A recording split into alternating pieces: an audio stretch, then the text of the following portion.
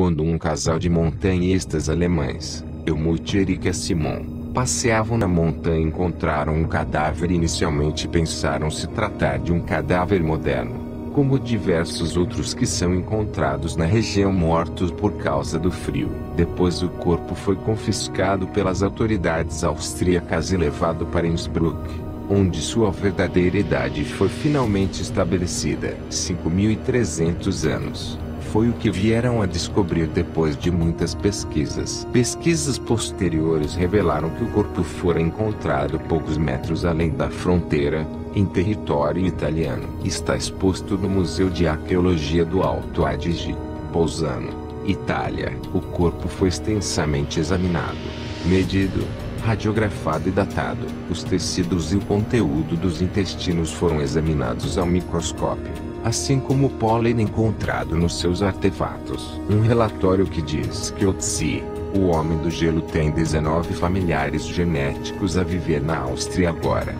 É a mais recente de uma série de descobertas surpreendentes à volta da famosa múmia de gelo. O cadáver de Otzi, com 5.300 anos, apareceu na fronteira montanhosa entre a Áustria e a Itália. Aqui está um resumo dos mais recentes feitos em torno da celebridade alpina mais antiga do mundo, e algumas das coisas impressionantes que aprendemos sobre Otzi. O homem do gelo tem parentes vivos. Um novo estudo de ADN revelou que o homem do gelo tem parentes vivos. Os pesquisadores de genes analisaram sinais incomuns no relatório de cromossomas masculinos do homem do gelo e descobriram, pelo menos, 19 parentes genéticos de Otzi na região do Tirol da Áustria. A correspondência surgiu de 3.700 doadores de sangue anônimos, num estudo liderado por Walter Parson na Universidade Médica de Innsbruck, partilhando uma rara mutação conhecida como GL91.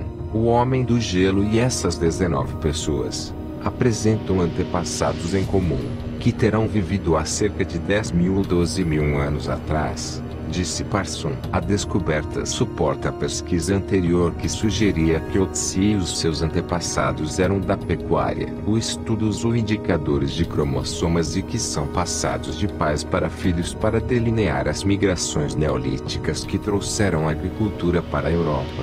Através dos Alpes, Otzi pertencia a um grupo de cromossomas e conhecido como Plegroup G, que tem as suas raízes no Médio Oriente, tal como a agricultura. Os resultados globais do estudo reforçam a ideia de que as mudanças da Revolução Neolítica incentivaram as pessoas a ir para o oeste, para a região de Tirol, disse Parson. Ele é, no entanto, cauteloso com qualquer sugestão de que parentes distantes de Otzi possam ser um chip fora do bloco antigo, que seja fisicamente ou pelo seu gosto por papas de aveia.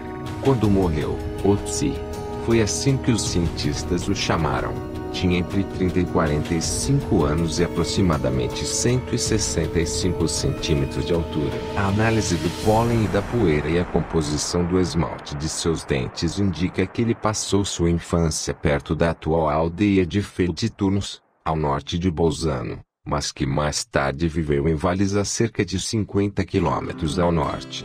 Desde a descoberta de Otzi, num glaciar alpino, há mais de 2 décadas atrás, os cientistas submeteram a múmia a um exame de saúde ao corpo inteiro. Os resultados não permitem grande leitura. A lista com 40 e tal queixas inclui articulações desgastadas, artérias calejadas, pedras na vesícula e um crescimento desagradável do seu dedo mais pequenino do pé, provavelmente causado por queimaduras de frio. Além disso, o intestino do homem do gelo continha ovos de vermes parasitas, demonstrando que ele provavelmente seria portador da doença de Lyme, e tinha níveis alarmantes de arsênio no seu sistema, provavelmente por trabalhar com minérios metálicos e extração de cobre. Otzi também esteve a precisar de um dentista. Um exame dentário profundo encontrou evidências de doença gengival avançada e cárie dentária. Apesar de tudo isto, e de uma ferida recente de uma seta no seu ombro,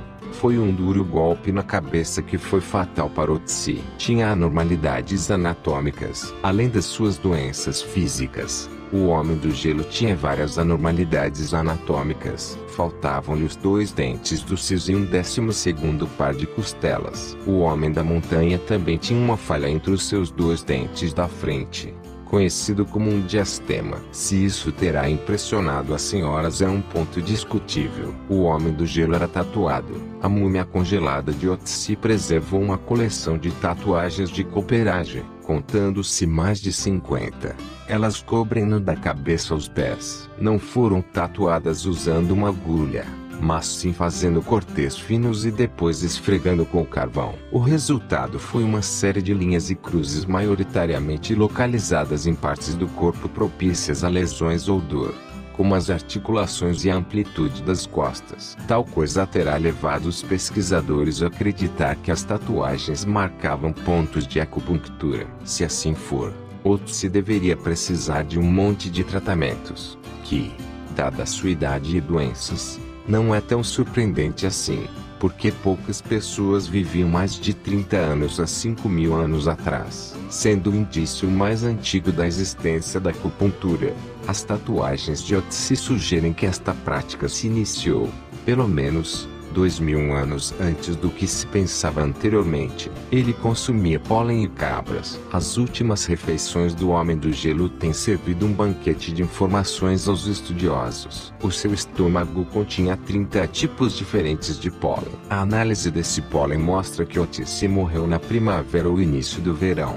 e tem ainda permitido aos pesquisadores rastrear os seus movimentos por diferentes elevações montanhosas pouco antes de morrer. A sua última refeição, parcialmente digerida, ingeriu-a 2 horas antes de morrer. Esta refeição incluía grãos de carne proveniente de um ibex, uma espécie de cabra selvagem. Um grupo de cientistas sequenciou o genoma de Otzi. Um estudo do cromossoma Y de Otzi colocou num grupo que hoje domina no sul da Córcega, Itália. Já a análise do DNA mitocondrial mostrou que Otzi pertence ao subramo K1, mas não pode ser colocada em nenhum dos 3 modernos grupos deste subramo, K1, K1b ou K1c. O novo subramo foi provisoriamente apelidado de K1 alcontrema por causa de Otzi. Uma observação genérica do seu DNA relaciona-o com europeus do sul, particularmente com populações isoladas geograficamente da Sardenha e Córcega. Primeiramente supôs-se que ele fosse um pastor levando seu rebanho para as montanhas e que foi surpreendido por uma tempestade de neve. Dada sua relativa alta idade,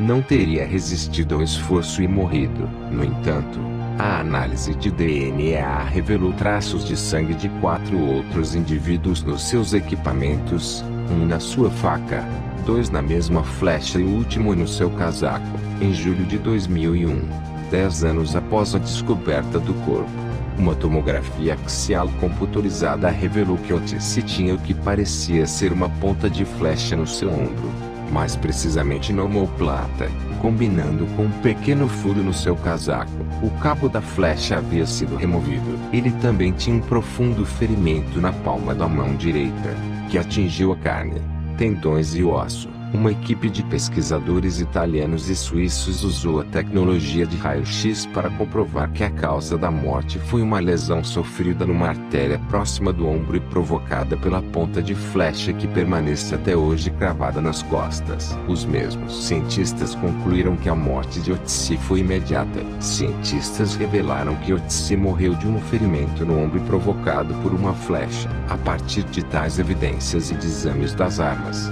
o biólogo molecular Thomas Lowe, da Universidade de Queensland, acredita que Otzi e um ou 2 companheiros fossem caçadores que participaram de uma luta contra um grupo rival. Em um certo momento, ele pode ter carregado, ou ter sido carregado por, um companheiro. Enfraquecido pela perda de sangue, Otzi aparentemente largou seus equipamentos contra uma rocha, deitou-se e expirou.